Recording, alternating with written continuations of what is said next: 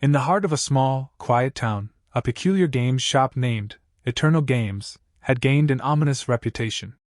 Whispers of accursed games circulated among the locals, a game said to possess a malevolent force that transcended the digital world.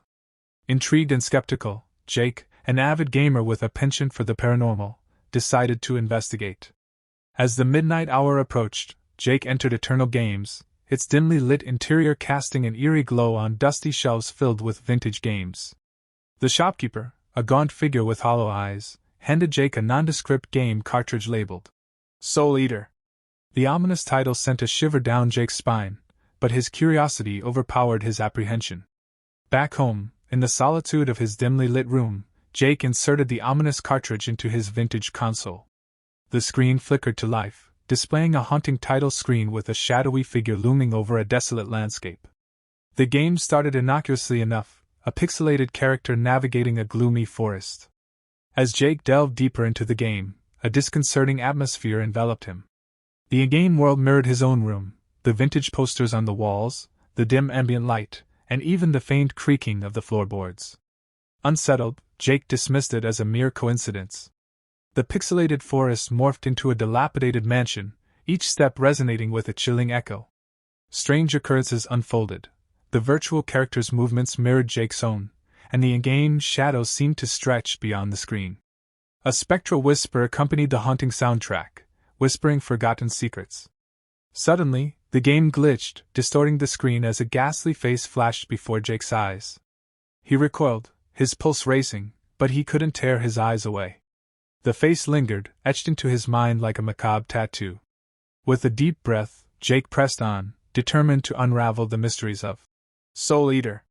As the clock struck midnight within the game, the boundary between reality and the virtual realm blurred. Jake's room darkened, and an ethereal chill swept through the air.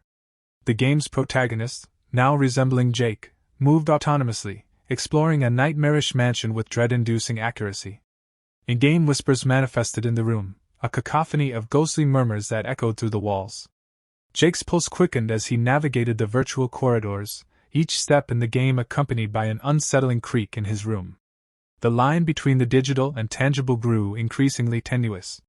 A foreboding presence materialized in the game, a shadowy figure that mirrored Jake's every movement. Panic set in as he realized the malevolent force within, Soul Eater, was not confined to the screen. The figure in the game began to approach, and Jake felt an otherworldly chill in the room, a presence that transcended the confines of the game. Frantically, Jake attempted to pause the game, but the controls became unresponsive. The figure drew closer, its pixelated features contorting into a grotesque semblance of Jake himself. Fear gripped him as he faced a nightmarish doppelganger, the virtual and real worlds intertwining in a sinister dance. With a surge of dread, Jake forcefully turned off the console, severing the connection between the cursed game and his reality.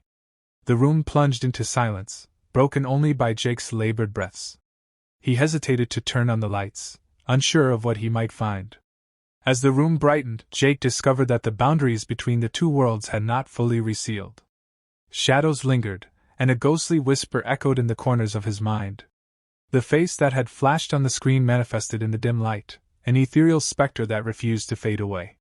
Days turned into sleepless nights for Jake. The malevolent force of Soul Eater had left an indelible mark on his psyche. The spectral whispers persisted, and he began to question the nature of his own existence. The line between reality and the virtual had blurred beyond repair.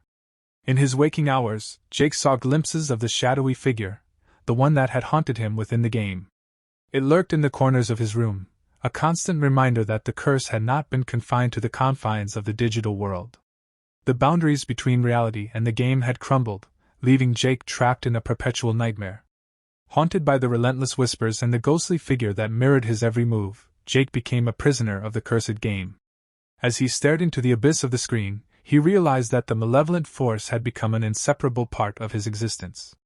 The game had devoured not only his soul but the very fabric of his reality. Eternal Games, once a mere conduit for the supernatural, stood as a testament to the blurred lines between the digital and tangible. Jake's room, now a haunted sanctuary, bore witness to a horror that transcended the pixels on the screen. The legend of Soul